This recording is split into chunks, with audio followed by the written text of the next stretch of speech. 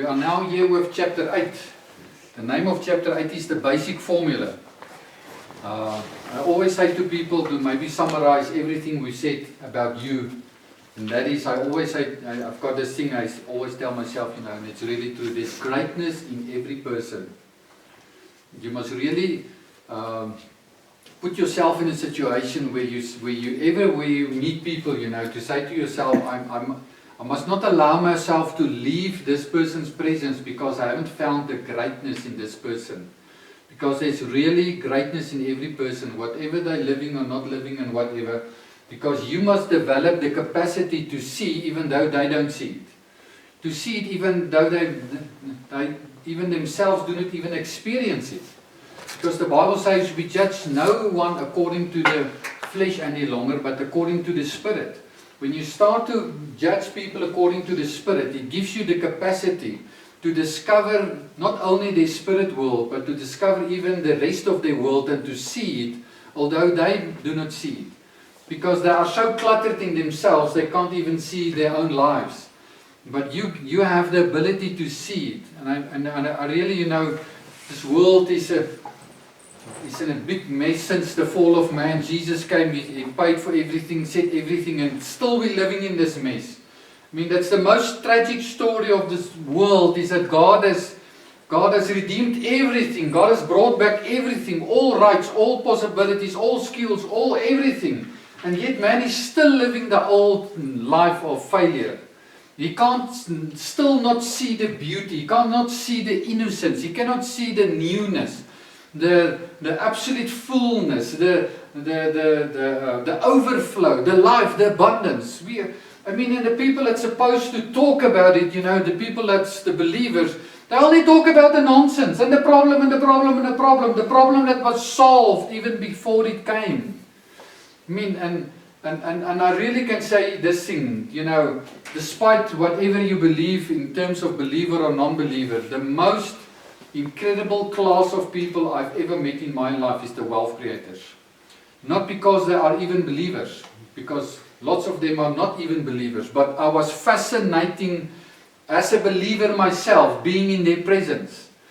Because if you are in the presence of a wealth creator, you are in the presence of a vibrant, positive, persuasive, visionary person that's moving and believing and doing and activating, and they're so excited about life, even though sometimes they don't even know how life is being built together. But they've got this crucial amount of elements of the formula of success. They've got just enough together to see the thing working. And the more they get into the thing and they see the thing working, the more excited they are. And it is such a uplifting experience to be really in the presence of wealth creators.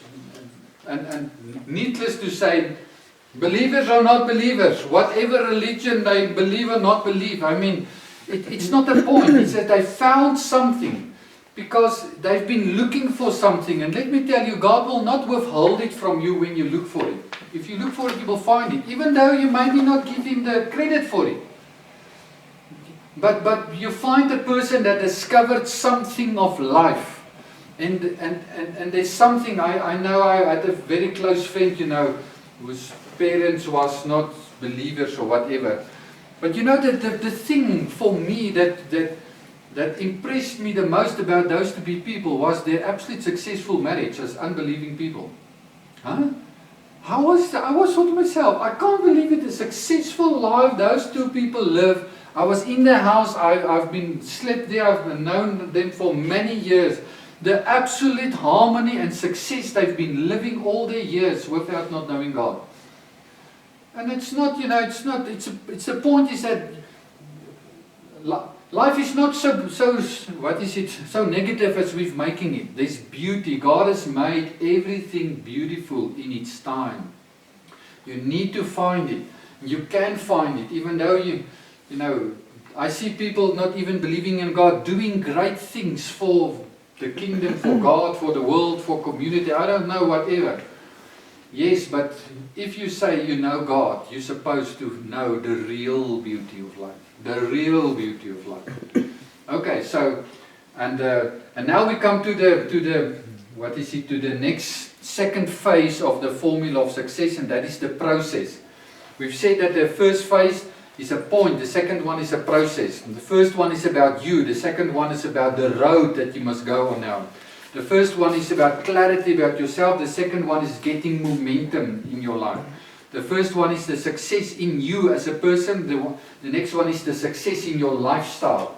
It must be shown, it must manifest, people must see it, they must touch it, they must be able to experience it.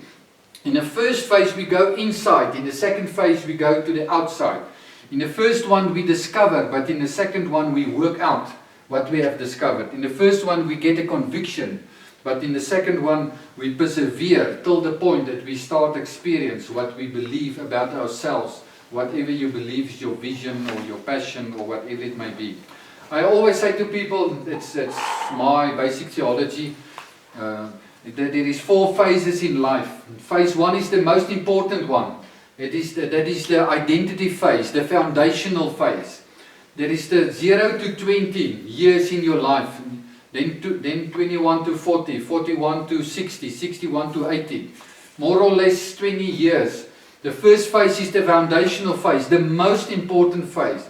Where God allows you to be birthed in a family where the pressure is not upon you. You just got more or less 20 years where you need to find yourself. You need to educate yourself, train yourself, find yourself, define yourself, decide what you want to do, how you're going to do it. It's absolutely this inward process. That's why the enemy wants to keep you busy with nonsense in that life. Wants to keep you busy with all the things, the negativeness and the divorce of your parents maybe, and the bullies at school, and all that. It's all sort of an inflow of not an inflow, it's a break-in into your life to stop this process where you discover yourself. It's supposed to be a phase where you need to think about yourself, you need to discover yourself, you need to define yourself. But I see young people that the devil break into their lives with all sorts of things, the sexual stuff and girls and dating and all these things, keeping their mind busy with everything except finding themselves. Then you get to 20 to 40, and that is the phase where it's your community phase, it's your activation phase. Everything you're basically going to do in life, you're going to do in that phase.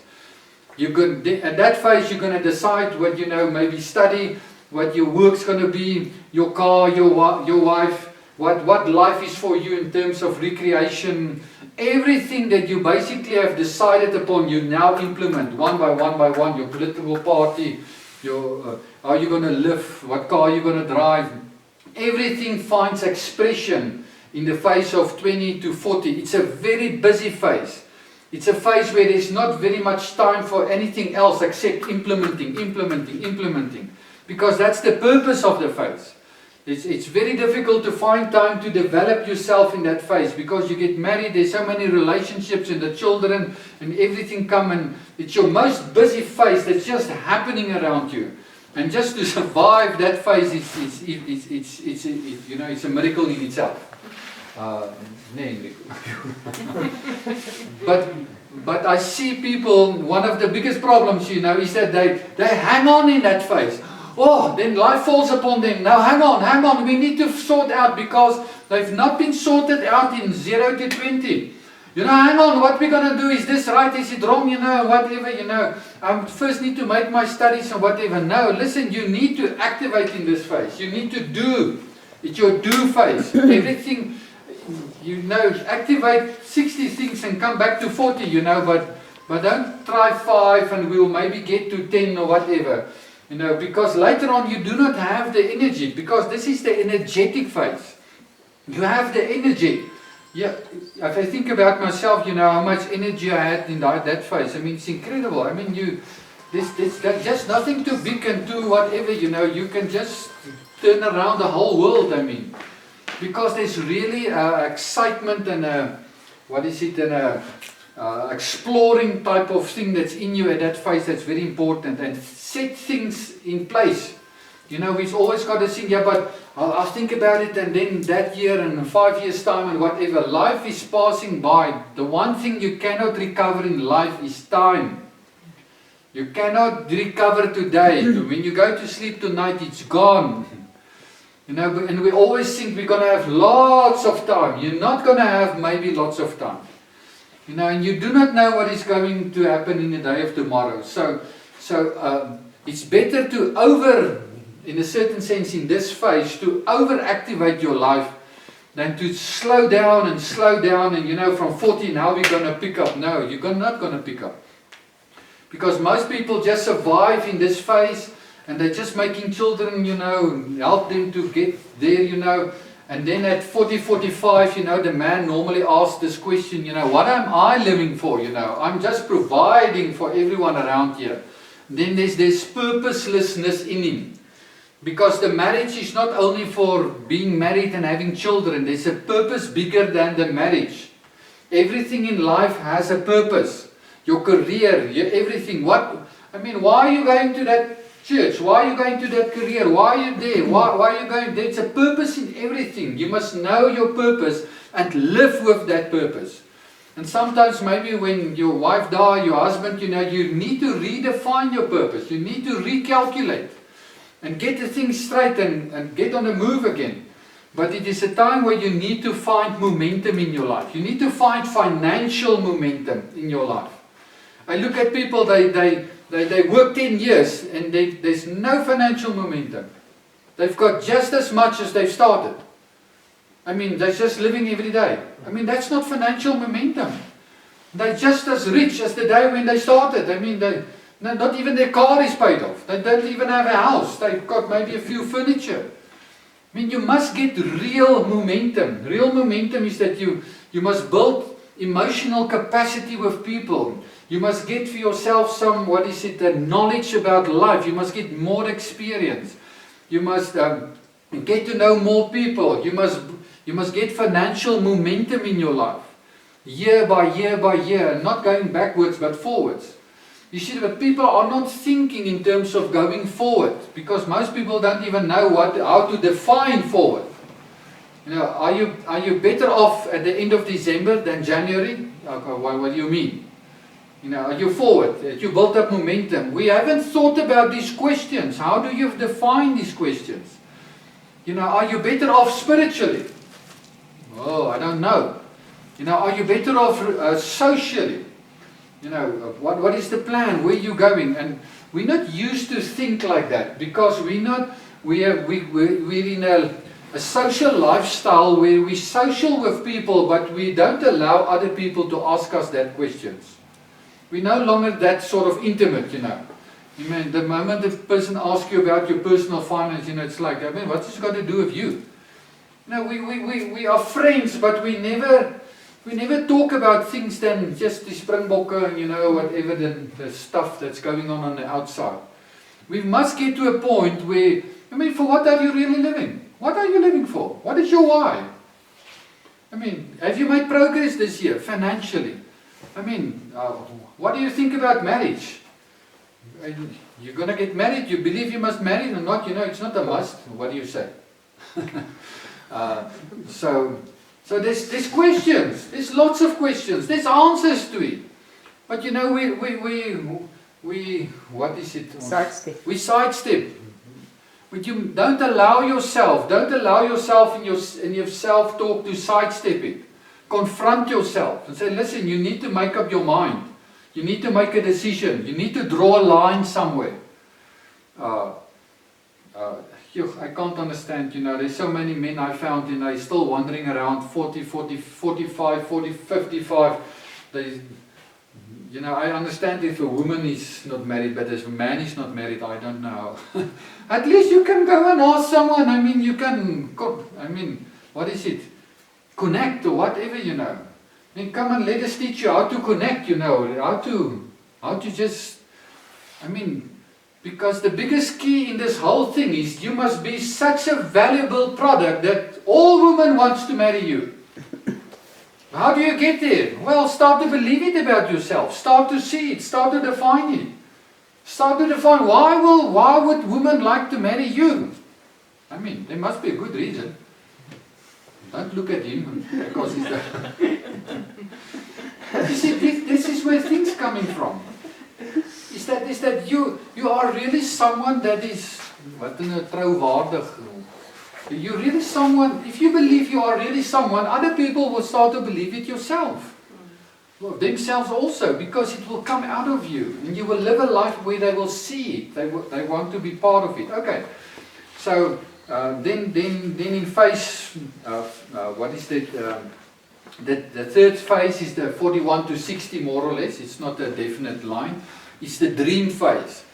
If you've never dreamt about life, you will start to dream about life. There is a dream in you, but the dream will force itself up to you and start to ask you, what are you really living for? Do you think this is all about what is in life, you know? There must be something more to life. That's how your dream starts to sort of confront you. And you need to think about it. You need to and be honest with yourself and define it for yourself. What are you living for? Why are you living this? And all these things. Sometimes you need to constantly not reinvent, rethink, reevaluate your life. I mean, I think I sit daily and think about it, to be quite honest. But at least every 6 months, you know, you need to sit down with a paper and a book, and you know, I've got something on my computer, then I go back and say, okay, but this is what I wrote 6 months ago. Let's just read it again. Let's see if it's still the same. Maybe something more, make a few changes, you know, refresh yourself and get excited again about what is this all about we're living for. And let me tell you one thing that I can truly say about every one of us. Whatever you're dreaming about is not the full dream, what God has for your life. I believe God's dream is bigger than any one of us as what we can define our dream. We've got a problem that because we're still in the flesh, we constantly minimize everything. You know, we think and then we make it, because if it's smaller, it's much reachable, then it's more maybe successful or whatever. It's always bigger. But God will always start to stretch you, because it's always bigger than what you think it is. Yes, it's a good starting point to define, you know, what you think it is. But God will always start to stretch you and say, listen, your life is not over. Therefore, I don't really believe in this retirement thing. You know, it's not retired, it's refired. It is just a new phase. It's a new way of reaching people. It's a new way of living the kingdom. It's nothing else. Yes, it's a different phase. You're not as active, you know. You've got a different approach to things. You know, maybe you're not starting up 10 wonderful big things or whatever. Yes, of course. But you've got experience. That's your strongest point in that phase, your legacy phase, 60 to 80. You've got experience that you cannot buy anywhere. You know about things, and you need to export your experience. You need to live it into other people's lives. You find yourself a way how you can live it into other people's lives.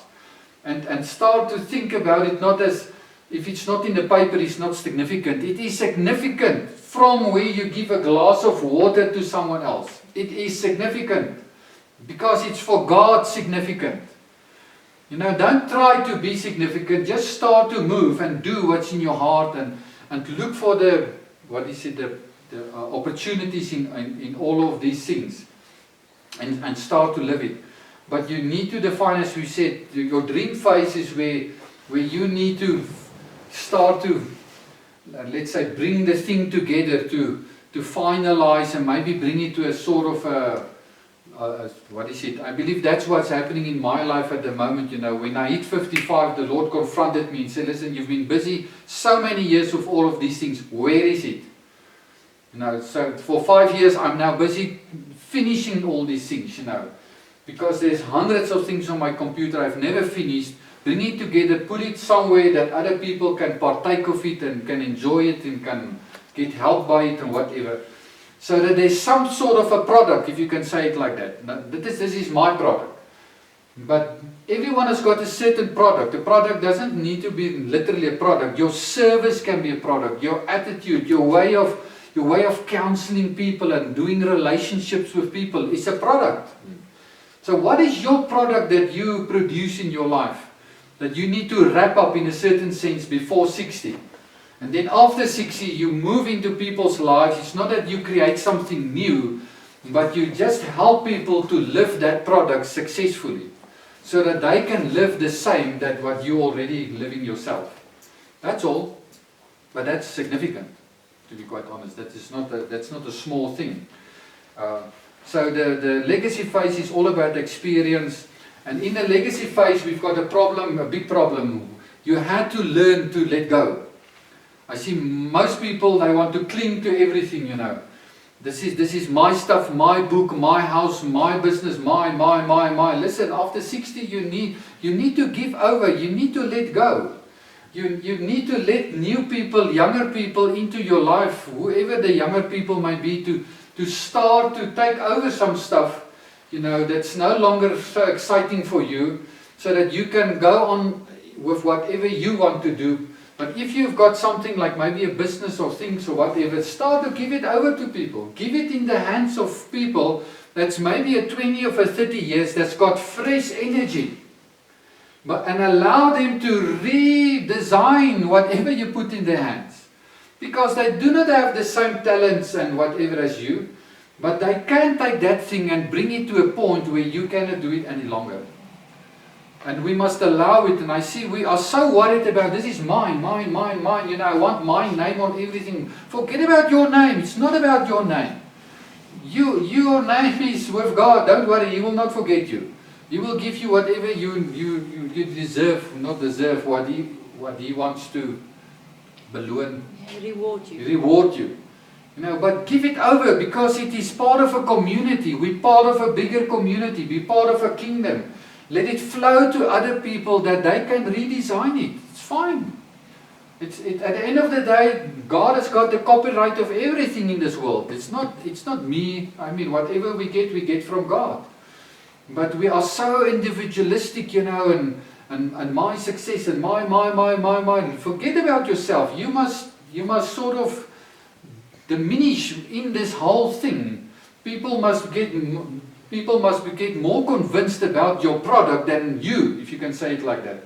It's not that they must start talk about you. They must start talk about this and take it further on and serve the community in a new way. Okay, so this is the 4 phases that we will experience in life. If we can go forward and now say, okay, what is the basic formula of success that we've always said in MoneyWise? The basic formula of success is we always said it's knowledge, skill and activation.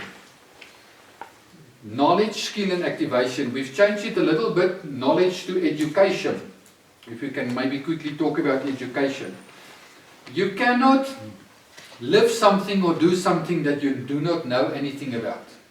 Knowledge is knowledge is powerful, but knowledge is also only powerful when it's applied knowledge. You know, but before you can apply it, you need to get the knowledge. So there's a phase where you get the knowledge, although you haven't applied it. But you need to get that knowledge. But I would say in the bigger picture, I would call it education.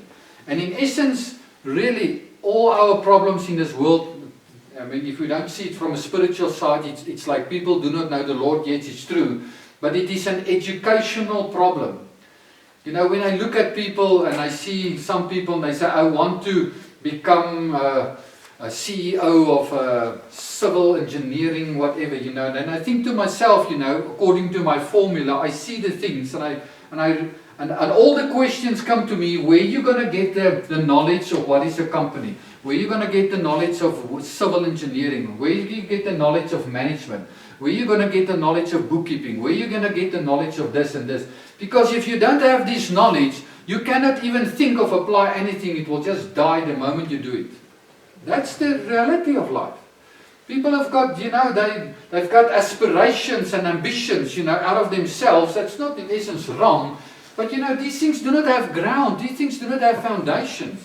Because I know myself that, you know, in just buying a house and looking after a house, you know, requires some form of skill. You need to know at least a certain amount of things. I mean, if you don't know it, you can't do it. Maybe you can pay someone else to do it for you. I mean, that's maybe possible, but that's not happening on average. So there need to be a phase, and I believe that is the 0 to 20 phase, is that you need to have parents that pay for you, teach you, because in education we have 2 things. The one is training, and the other one is the one is teaching, and the one is training. In Afrikaans sê ons opleiding en opvoeding. Now teaching is that I sit here and I teach you certain subjects.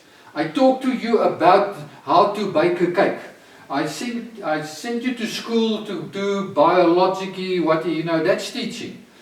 You need it. You need to get the information, just the know-how. But then we need to do the thing. The training lies in doing the thing. To apply that knowledge of that subject in a certain situation where you bring it to a manifestation, and voila, there is the cake. And you get your certificate, and now you can design a bridge and whatever. So it's more than just, the government can pay for you to go to school, to go to university. But who's going to pay for you, in brackets, I don't know, to train you? Because training is a facet of fatherhood. You need fathers to train you. You need teachers to teach you, but you need fathers to father you. And that is our biggest problem. Because you're 20, but you have never had a father in your life. Let me tell you, there's only one way out of it. I've never seen any other way. Yes, maybe someone can take you into his house. I tell you, it's a long process. In a certain sense, at 20, it is, I don't know if you'll have a big job to do it. But the only way you can break that cycle is to get a father that's 24 hours with you. I mean, even though I take someone in my home, though it may be 4 years or 18 years, it will require much energy and time for me to spend with that person. I had to give away lots of my current situation to sit and to expose that person to, let's say, to fatherhood. It is possible, but it's going to be a job. It's a big job. But the only way it can happen is that there is a father that can be 24 hours with that person that's maybe 18, 20 years, and that's God the Father. And I've seen that the moment someone can accept the Lord and he can really start to walk through studying the Bible, developing himself, talking to the Lord through the Holy Spirit, he can start to experience fatherhood where he can annul, what is it? Catch up. He can catch up what he's lost along the way. It is possible. But the solution is not only to be with another person, because we've all got jobs. No one of us can really sit 24 hours with someone else. But God the Father can be with you 24 hours. And I've seen it in my life how if that person is really willing to walk this life of, let's say, of discipleship and instant obedience and listen to the Lord, indulge himself in reading the Word literally every day. God can train you. He can train you. I believe it, because I see myself, how few I really knew, coming even out of a seminary, and I say what I've learned along the way. Yes, I learned a lot from people, but the training side came through the Father that's with you every day and teaching you. Because he said, I will teach you, I will help you, I will train you at the end of the day. But I believe that it is God's natural plan to be in a house where your parents and other people at school can be your teachers, but you really need your parents, and especially your father figure, to be your trainer, to give you the opvoeding. What is this? What's opvoeding?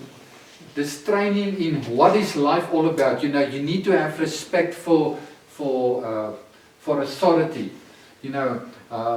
We live like this. We believe in ourselves. We are clean in our situation. We are disciplined people. Dit is opvoeding. Die huis is veronderstel om jou dit te doen. We need to learn these things in houses, because training is basically a father role. Teaching is a teacher's role. Someone outside of the house can teach you, but if your real father hasn't trained you, I believe only God the Father can catch up with that. No other situation, except when you 4 years you come into someone else's home, you there, it's a total different situation. You can have a father figure that's not necessarily your biological father. I mean, a father figure, you've been living with for many years. Okay, You understand what I'm saying? So education is absolutely essential, people. I mean, sure. And there's a price to education. Someone needs to pay the price, you know. Someone needs to pay the school for teaching you. Someone pays with his life and his house and his time and his food and his whatever to train you as a father and a mother. Someone somewhere need to pay. You know, these things are not, it is my right to stand on it. You know, if you start to think like that, you're not going to have success. Because that's the one thing where you go over from living not a successful life and living a successful life is getting rid of blame shifting. It's when you say to yourself, you know, okay, my father has maybe dropped me, you know, and this and this and this and whatever, and the government and whatever, you know. But you get at a point where you say to yourself, you know, I'm standing today what I'm standing because of the sum total of the decisions I've made up to now. That is the real reason why I am here. And this year may be a point of poverty, it may be a point of anger and a point of whatever and whatever, but it is all because of my decisions. Yes, lots of people had influence, but I made the decision how to handle all those influences that came to me. And because I handled it wrongly, I'm standing today in this point of total unsuccessful lifestyle. But now I'm able to make a new decision to get myself out of it. Because if it's blame shifting, I need to, for the other people to change their hearts and attitudes and whatever. No, but the truth is I'm here not because of what they've done to me, but because of my attitude and decisions about what they've done unto me. I could have forgiven them, but I've decided to fight them. So now I am in a big fight and in a big mess. It's not about what people have done to you. It's about what you have decided about what people have done to you. I'm standing here today as the sum total of decisions I've made until today. But the good news in that is I can make now a new decision and go tomorrow to a new level of lifestyle. Because I can decide now to forgive, to cut off, to leave, and to go to a higher place of living and decide I draw a line. I'm no longer part of this lifestyle. I go to something else. And this is what we need in life. And I need to what is it? The self-leadership to take me to that place in life. Okay. We understand. People need training about values, honor, loyalty, commitment, thankfulness. Because most people are living in laziness, blame shifting, poverty, aggression, rebellion, unforgiveness, and all these things. But there's a decision that you and me can make and that we can get out of all these things. Okay. I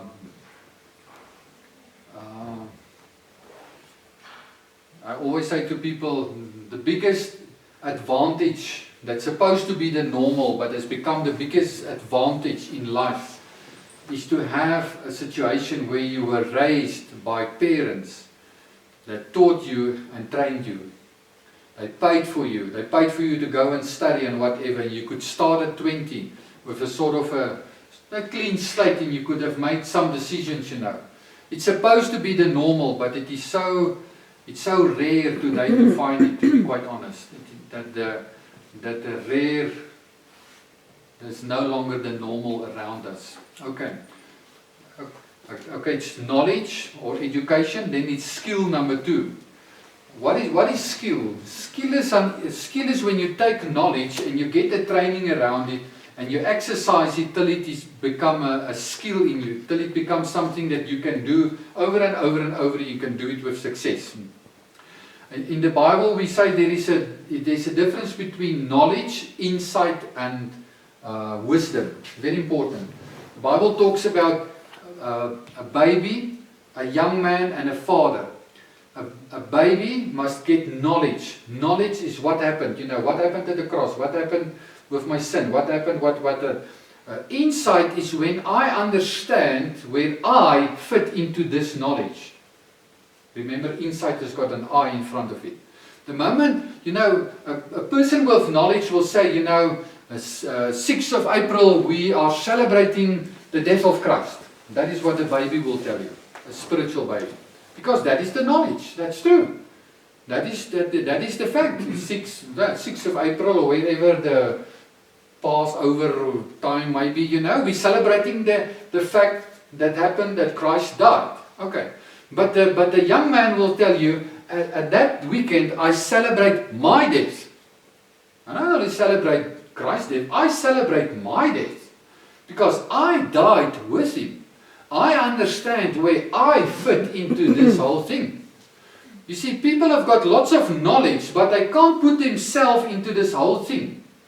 Where do I fit into this whole problem with the government and the ESCOM and all these things, These things are coming to us. You need to understand, where do you fit into it? How is it going to affect you? What can you do in the process to let it less affect you?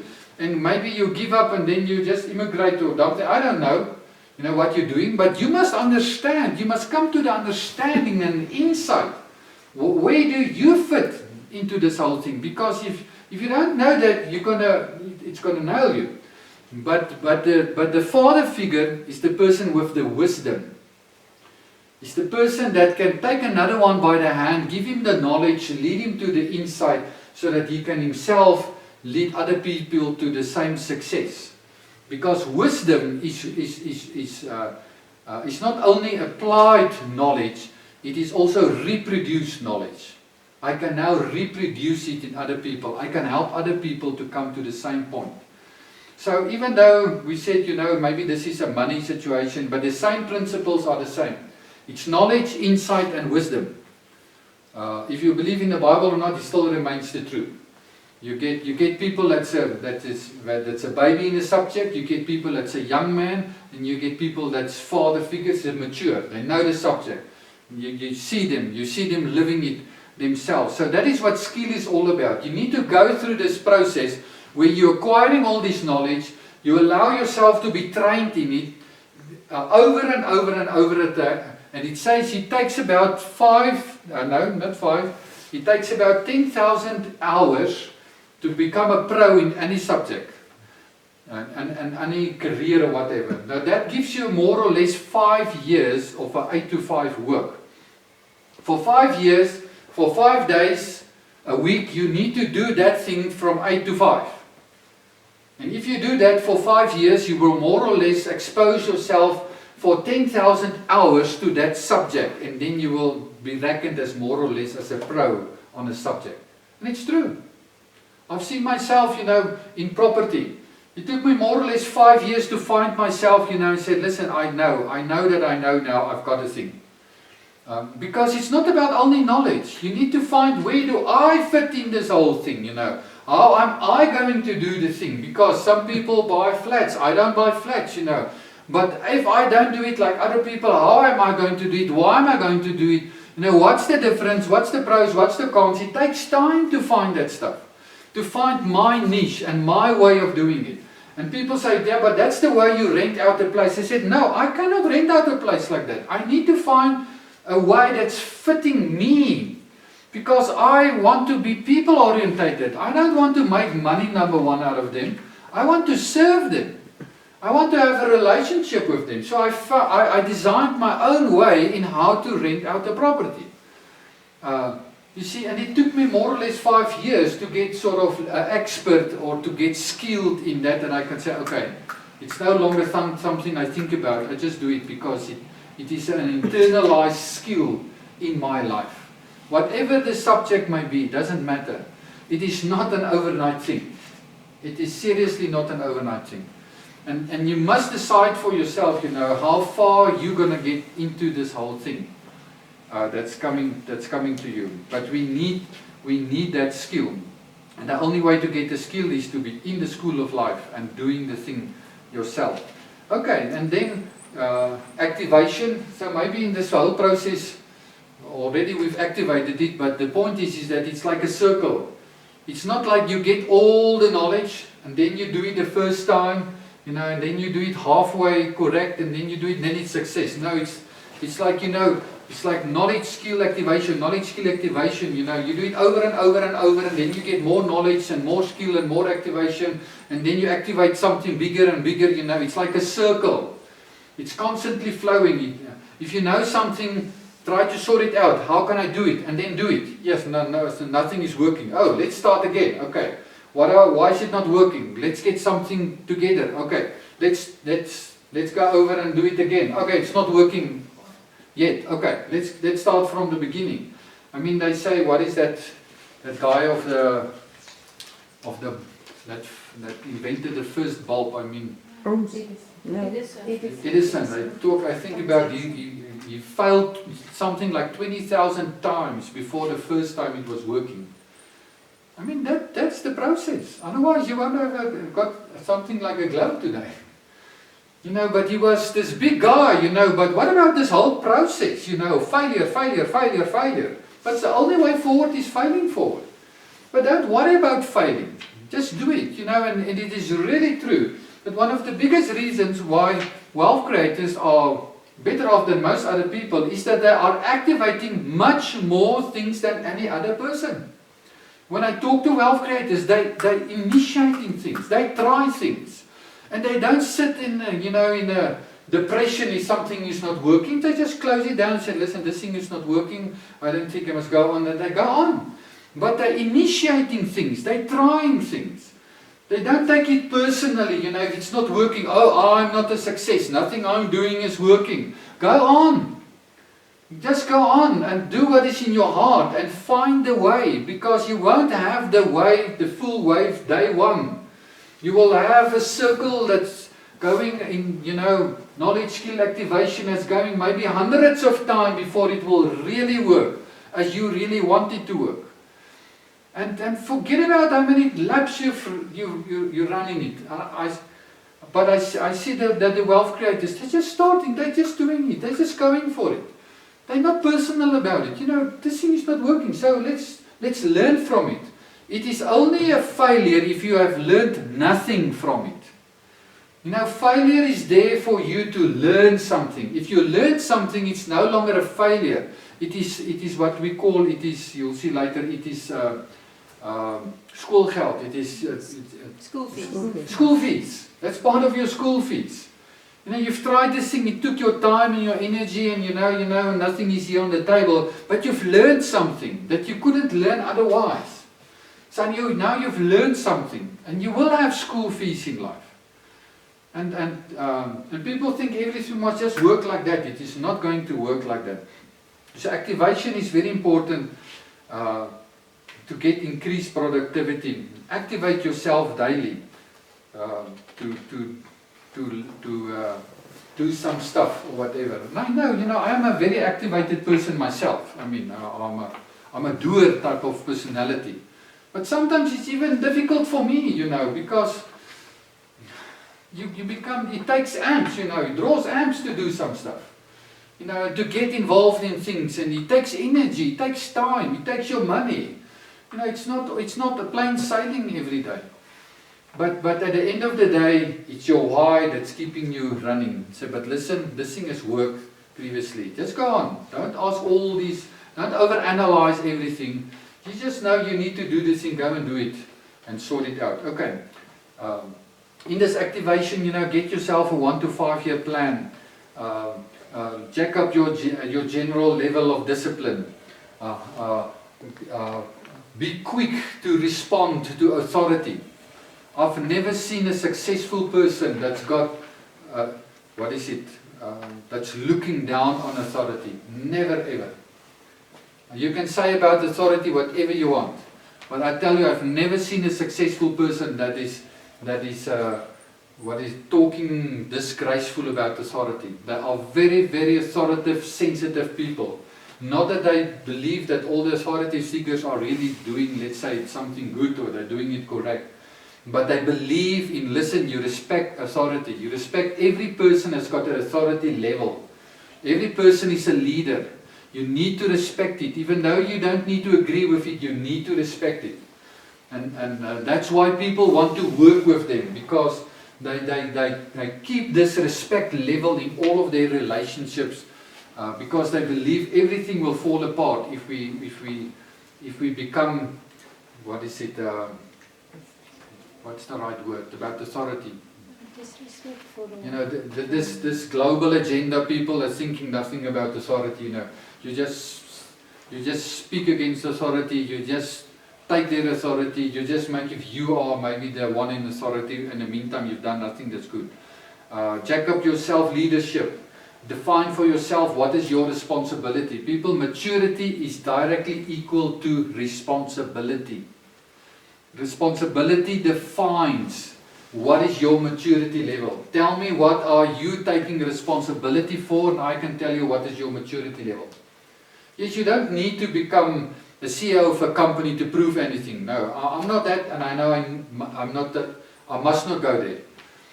But for the plan you need to execute, you need to take up some form of responsibility and say to yourself, this is my responsibility. It's no one else, it's my responsibility. Okay, set for yourself goals. Constantly, day by day, ask yourself, what is your next step? What is your next step? It must be in front of you, your next step. I mean, even tonight I was sitting there at the table and I just realized, what is my next steps for tomorrow? And I put it on my phone. This is the 4 things that need to happen tomorrow. Come what may, it's going to happen. Because it's small things. But all those small things make a wall at the end of the day. This wall is made up of about small little bricks. But you put them one by one there. Okay.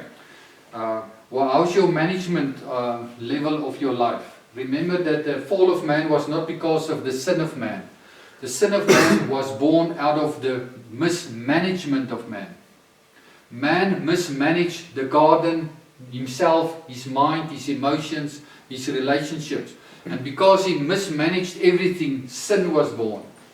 Sin is not our big problem on earth. Mismanagement is our problem. Self-leadership, the lack of self-leadership. You must constantly evaluate yourself. You know, am I really reaching my goals? I'm feeling this year very good because I'm feeling on holiday already in October. Normally that wouldn't come before the 15th of December, you know, because I only reached my goals there. But this year it's quick. I don't know why it's happening so quick. Maybe it's my wife that's working hard this year. Do you have enough rest and recreation? Okay, do you deal with the stress that's in your life? How do you deal with health in your life? How do you deal with spiritual nourishment? That's very, very important. You need to feed yourself spiritually. You need to be clear about who you are in God's eyes. Because that's your strength that you're tapping from every day. Okay, and then we put all these 3 things, you know, as we've said, education, skill and activation, we put them in brackets, and then on the right hand top we put repetition. Because it's actually a circle that's repeating all the time, all the year, every day. It's repeating itself because this is the core of implementing success, if you can say it like that. The core of first phase is clarity about yourself. But the core of now implementation is this. It's the education, the skill and the activation in a circle format, repeating itself every day. Get used to it. Don't be negative about it. So that you can run it. You know, become positive about failure. That things are not going to work out always as good. You know, I remember how many days I planned something. You know, and then you get at the shop and. You know, I've been running around now for 2 days for a certain paint. I mean, you go to places that's supposed to have this stuff, and then it's not there. You know. It's your time, it's your energy, you know. It feels like a failure, you know. I've missed. What is it with my time, you know? Wasted my time. Sorry. I'm wasting my time. But this is happening. It's happening every day. But you know, you need to reprogram yourself. Listen, okay, that's fine. But I'm just keep on going because I'm not going to stop. We're going to find it. It's going to work. We're not going to change the goal. Somewhere we're going to find it, and there's a way to find it, and we just need to find the new way in all of this. Okay, so there you have your formula up to now, and maybe you can go home and just think about it and implement it little piece by little piece, and bring it together for yourself. Okay.